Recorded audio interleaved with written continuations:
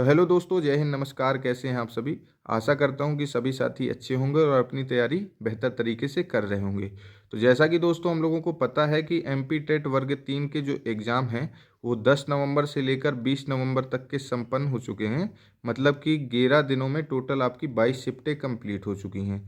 तो दोस्तों, मैं चूँकि आपको बार बार एनालिसिस क्वेश्चन के बताता रहता हूँ, लेकिन आज की ये वीडियो दोस्तों इसलिए है कि चूँकि मेरे जो साथी हैं दोस्तों, वो एमपी टेट के वर्ग 3 के एग्ज़ाम देकर आए हुए हैं। कम से कम 8 से 10 साथी हैं।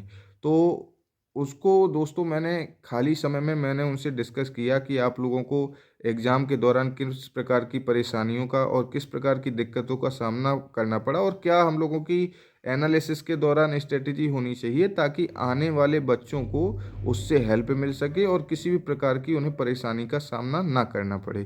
तो इस वीडियो में दोस्तों मैं आपसे आज कोई क्वेश्चन नहीं शेयर कर रहा हूँ। आपसे केवल यही शेयर करूँगा कि आखिर हमारा जो एग्ज़ाम के दौरान हमारी रणनीति क्या होनी चाहिए। तो चलिए दोस्तों शुरू करते हैं। तो एग्ज़ाम के दौरान दोस्तों आप लोगों ने देखा होगा कि जो बच्चे हैं उन्होंने कई साथी बता रहे हैं कि भाई संस्कृत का ये पैसेज कठिन आ रहा है। कोई बता रहा है कि पेडागोजी बहुत टफ आ रही है। कोई कह रहा है ईवीएस टफ आ रही है। तो ये तो भाई निश्चित है कि ईवीएस का आपका जो सिलेबस है तो काफ़ी हद तक वो जीके में घुस चुका है इस समय। तो उसकी तो दोस्तों चर्चा है ही नहीं, क्योंकि वो तो आउट ऑफ आ रहा है बिल्कुल। तो वो दोस्तों एक बात मैं आपसे कहना चाहूँगा कि वो जो ईवीएस है वो केवल आपके लिए हार्ड नहीं आ रही है। वो जो भी बच्चा पढ़ के जा रहा है, जो भी व्यक्ति तैयारी करके जा रहा है, तो चूंकि दोस्तों सिलेबस के अकॉर्डिंग सभी साथी तैयारी करते हैं, आप लोगों ने देखा है। तो जब सिलेबस के अकॉर्डिंग तैयारी करते हैं वहाँ पर दोस्तों आप लोग देख रहे होंगे कि ईवीएस से ज़्यादा तो साइंस घुसा हुआ है, आपका अंतरिक्ष वगैरह घुसा हुआ है और जाने कहाँ कहाँ की चीज़ें पूछे जा रही हैं। तो दोस्तों हमारा जो प्लान है वो ये होना चाहिए कि जैसे कि मान के चलिए आपका टेस्ट शुरू हुआ।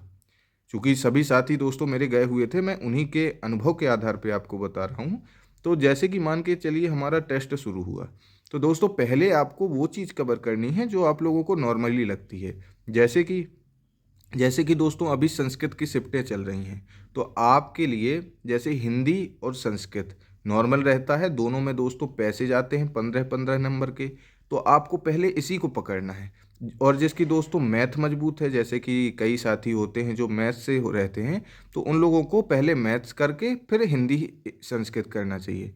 तो ये दोस्तों मैं आपसे क्यों कह रहा हूँ, इसकी भी एक वजह है। क्योंकि दोस्तों कई बार पेपर में क्या होता है कि जब हम लोग पेपर लगाना शुरू करते हैं, एग्ज़ाम शुरू होता है, तो हम लोग क्या करते हैं, शुरू से शुरू हो जाते हैं। जैसे मान के चलिए शुरू में सीडीपी चल रही है, ठीक है। अब शुरू में सीडीपी चल रही है, अब सीडीपी में कोई सिद्धांत वगैरह ऐसे ऐसे प्रश्न पूछ लिया कि हम लोगों से नहीं बन रहे हैं। तो वहाँ पर क्या होगा, वहाँ पर केवल एक चीज़ होगी दोस्तों कि नए नए प्रश्न देखकर, नए नए सिद्धांत देखकर आपका दिमाग घूम जाएगा।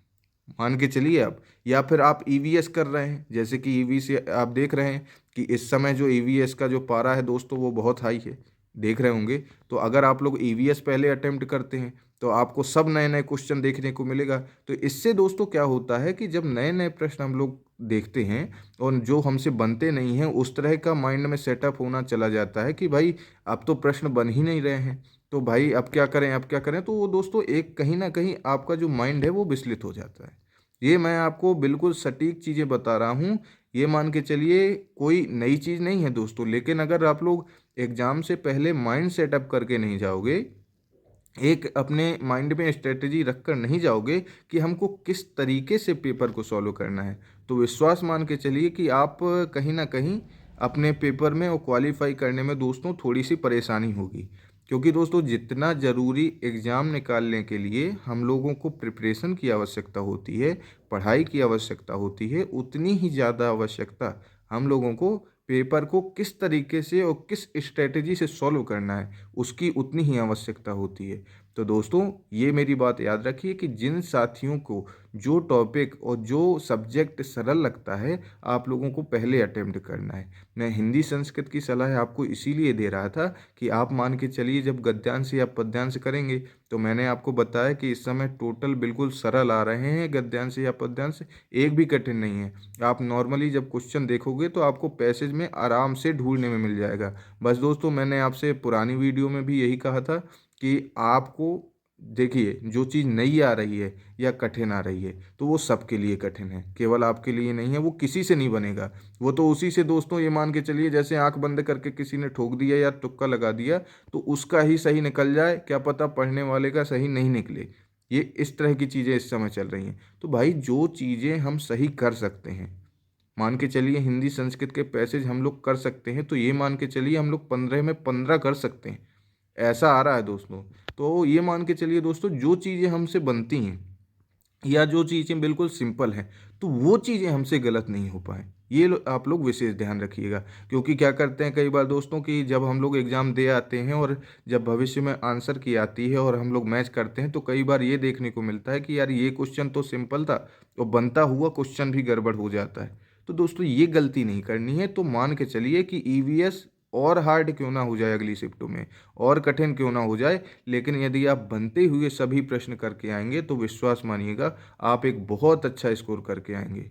बिल्कुल, बस आपको बस दोस्तों माइंड में सेटअप करके जाना है कि हमको एग्ज़ाम को किस तरीके से और किस सटीकता से सॉल्व करना है। ऐसे ही नहीं जाना है, आप अपने अनुसार भी माइंड सेटअप कर सकते हैं। लेकिन दोस्तों जो मैंने अनुभव लिया है साथियों से, वो यही देखने को मिला है कि उनने दोस्तों कई लोगों ने ईवीएस वगैरह के टॉपिक पहले उठा दिए थे और बाद में दोस्तों उनका क्या हुआ, हो गई बुद्धि खराब, कुल मिला के उनका हो गया दिमाग खराब। तो आगे के जो बनते हुए क्वेश्चन भी थे वो लोग कई उस तरह के प्रश्न भी ये मान के चलिए छोड़ के आ गए हैं। छोड़ के क्या आ गए हैं दोस्तों, गलत करके आ गए हैं। छोड़ने का तो दोस्तों सवाल ही नहीं बनता है, क्योंकि 150 में 150 नो, बिना माइनस मार्किंग के है।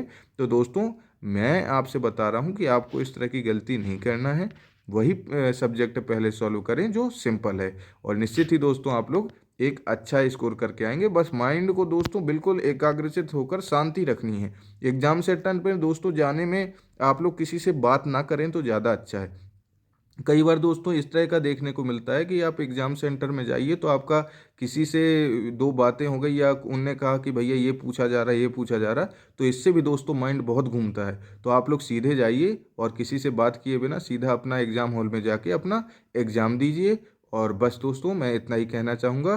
तो सभी साथियों को मेरी तरफ से शुभकामनाएं जिनके आगे एग्ज़ाम है। तो चलिए दोस्तों मिलते हैं हम लोग अपने नेक्स्ट वीडियो में, तब तक के लिए जय हिंद, नमस्कार।